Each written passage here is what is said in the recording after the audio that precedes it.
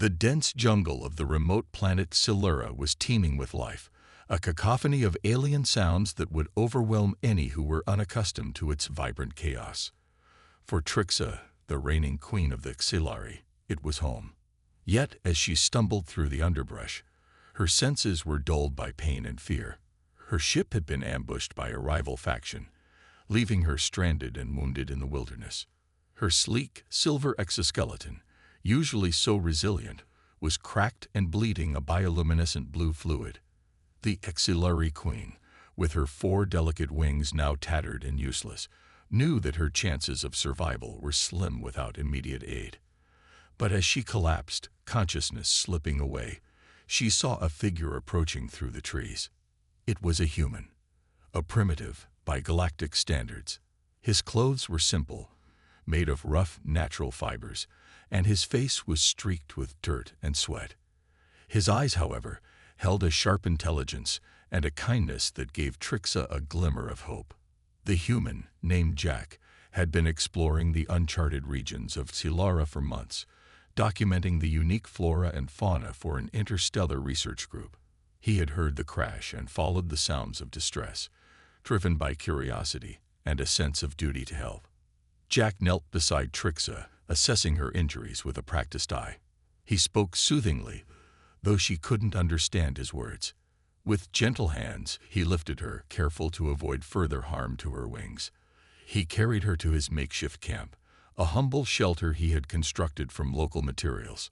Over the next several days, Jack tended to Trixa with a combination of basic medical supplies and natural remedies he had learned from the native plants.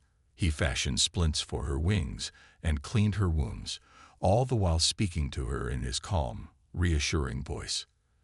Despite the language barrier, a bond began to form between them. Trixa observed Jack with growing fascination. He was resourceful, using his knowledge of the environment to create tools and medicines.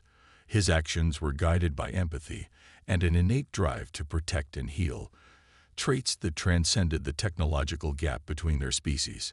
As Trixa's strength returned, she communicated her gratitude through gestures and the soft hums of her species' language.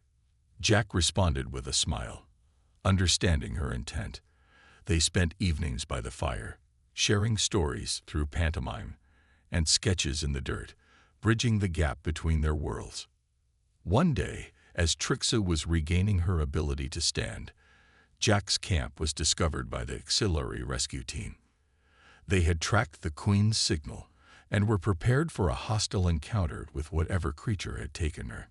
But what they found was beyond their comprehension. Their revered queen, healed and safe, in the care of a human. The Xilari warriors were initially suspicious, but Trixa quickly explained her rescuer's kindness. Through a translator device, Jack and the Xilari communicated directly for the first time. Jack shared his story and his willingness to assist, and the Xilari were impressed by his courage and ingenuity. Trixa declared that this human had earned her deepest respect and gratitude. She insisted that Jack be honored, and that his deeds be recorded in the annals of Xilari history.